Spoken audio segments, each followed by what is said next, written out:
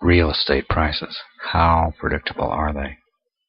Here's a chart of recent U.S. residential real estate prices and U.S. commercial real estate prices. The commercial real estate price index is in black and the residential price index is in red. Do you notice that the red line peaked and then declined, which was followed, that was in 2006, let's say, that was followed in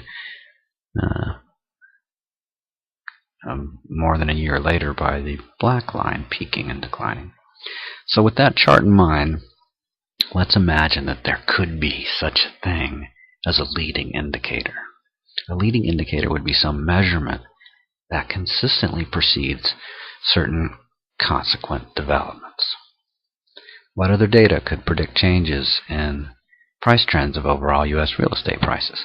How about prices of specific subcategories, like selling prices of new homes only in a certain specific region? Isn't it possible that certain prices, like of new homes only, would drop in a particular region first, prior to an overall drop? How about this? Could future prices be predicted by the recent volume of sales? Could the volume of sales be predicted by the recent volume of pending sales, signed contracts that have not closed yet? Could the volume of pending sales be predicted by the recent volume of mortgage applications for pre-approval of real estate financing? Could the results of consumer confidence surveys predict things like the volume of mortgage applications or the NAHB rating for traffic of prospective buyers? What? Isn't there really such a thing as the NAHB? And do they really track the traffic of prospective buyers? Yes, and by the way, the NAHB is the National Association of Home Builders. So there are a lot of leading indicators tracked and monitored by conservative investors. And by conservative, I mean those who do research into leading indicators before they invest. For instance, here is a notable report on mortgage applications for new home purchases, dropping 27% in a single week in 2010. There's a link. Now, while applications for used homes dropped only 14 or 50% that week. So there's even data tracked for the volume of existing homes listed for sale.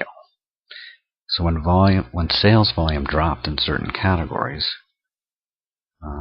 like either existing home or new homes, then the volume of unsold homes listed for sale started to multiply. Like the volume of sales dropped and the volume of unsold homes listed for sale started to multiply. So then what would be natural to expect regarding future prices of similar homes? I'll give a real example below. First, here's the same chart as before, but with two added lines.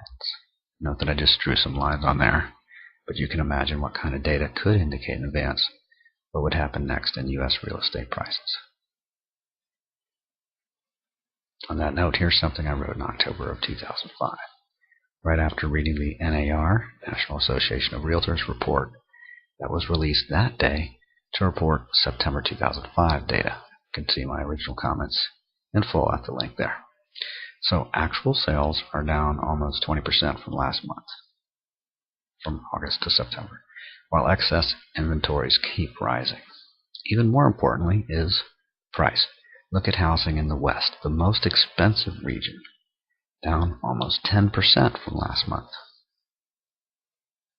Do you think the rest of the nation, prices in the rest of the nation, will be stable while California's prices are tumbling? So that's my example. That's from October of 2005, in which I was reporting on NAR's report about the change from August to September in 2005. So I could have added that the previously booming areas of Phoenix and Las Vegas were also struggling. In fact, I later did in October 2006. Here's a new update regarding Phoenix area real estate after I reviewed the 2005 and 2006 data. So in 2005, the median asking price in Phoenix was $380,000. That had fallen to $339,000 by a year later. And as of a few days ago, March 7th, 2011, the median asking price is just under $145,000.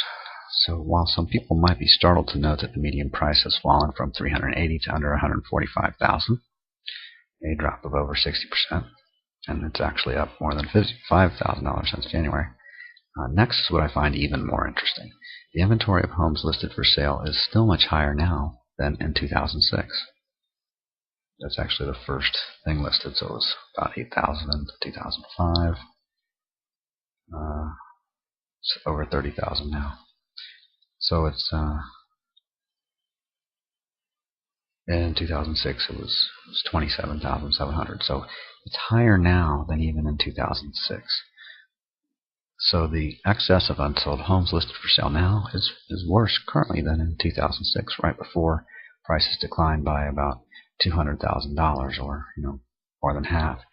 So having this many homes as excess inventory corresponds potentially to significant declines.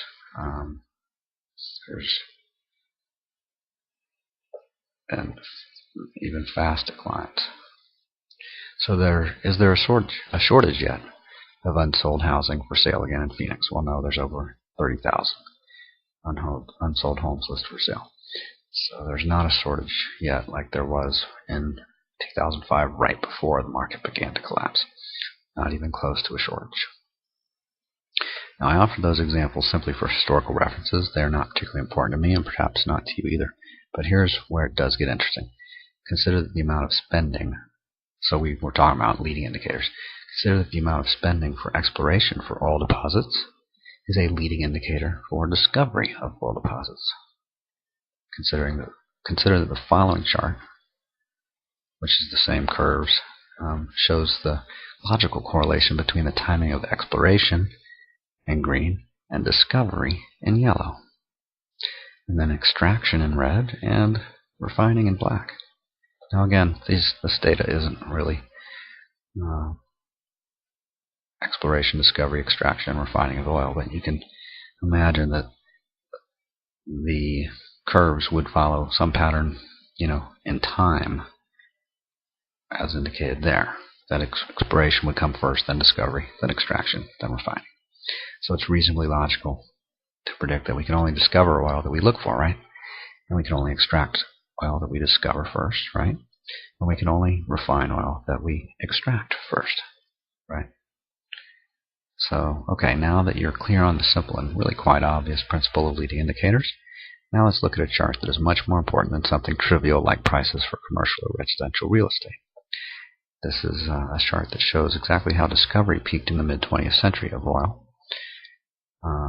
In the blue bar graph, with production still rising into the last decades of the 20th century, but then production, or extraction, peaked in 2006, when that chart is shown below. That chart's pretty accurate as far as the actual production of oil up till 2011 right now. Obviously, the orange dots represent geologists and other people's predictions or forecasts. So now let's look at the same chart of the peaking of global oil production with the main data broken down into two subcategories: non-OPEC production and OPEC production. OPEC is oil producing and exporting countries, and it is a select group. There actually are other countries that produce and export oil that aren't part of OPEC. But OPEC's mostly in the Middle East, but also Venezuela and a few other places are part of OPEC. So notice that except in the early 1970s, when briefly OPEC production matched and then exceeded non-OPEC production, except for the early 1970s, non-OPEC production has exceeded OPEC production almost every year now since 2008. That may have changed. I actually don't know the data on that. But was there anything unusual about the early 1970s in global economics when briefly OPEC countries exceeded the non-OPEC production? I was young, so I don't know a lot about that firsthand, so let's move on. Around 1985, non-OPEC countries produced about twice as much oil as OPEC countries. The above 1999 chart showed a forecast that in 2008, OPEC countries would match the productivity of non-OPEC countries. Now, did anything unusual happen in 2008 in global economic patterns? I can think of a few. Anyway, let's look ahead to 2020 or 2040 and consider which countries are currently dominant economically, and also consider which ones are predictably likely to rise in prominence, or even become singularly dominant with 2-to-1 ratios of oil productivity, or even 10-to-1 by 2040, apparently. So the U.S. and USSR rose to singular prominence in the 20th century as the number 1 and number 2 producers of oil in the world. Those two nations were known as superpowers. Then the USSR collapsed a few decades ago. But is it possible that there will ever be a different global economic superpower than the U.S.? Is it possible that there already is? Is it possible that the U.S., which now consumes around 25% of the world's resources, with less than 5% of the world's population, might eventually consume less than 25% of the world's resources? Considering that extraction of oil peaked in 2006 and may continue down forever from here, is it possible that even if the U.S. continues to consume 25% of the world's oil, the total consumption worldwide could eventually diminish, perhaps just a little? For instance, if in a particular year all of the oil in the world were consumed in the U.S., but that was only 1 barrel of oil, then consuming 100% of the world's total consumption would still be only 1 barrel. Now, are there any questions about the predictable future prices of suburban U.S. real estate? No? None at all? Not even one? Well, maybe I distracted you with that reference to over 30,000 unsold homes listed for sale in the Phoenix area, because you were thinking that you did not see any reason not to own at least 25% of them yourself. Maybe you missed everything else in the article and the video. I just hope that you got the part about possible leading indicators like mortgage applications and the NAHB index of the traffic of prospective buyers. You do know that all that stuff is going to be on the test, right?